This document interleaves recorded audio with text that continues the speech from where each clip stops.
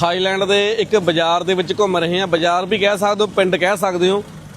वो जिहड़ा इटली का वेनिस शहर नहीं हैगा, जिवें वो पानी दे विच बनिया होया बाई, उवें ही ये बनिया होया।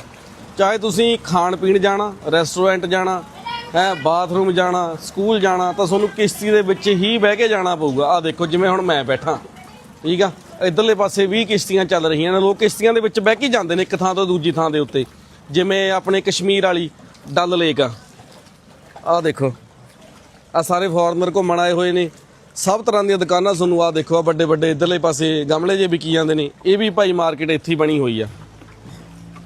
ओहड़ियां गड्डियां आउंदियां ने ना, वो वड्डियां बोटां दे विच लैके आउंदे ने। ये ਉਹ ਸਾਰਾ ਬਾਜ਼ਾਰ ਉਧਰਲੇ ਪਾਸੇ ਰਹਿ ਗਿਆ।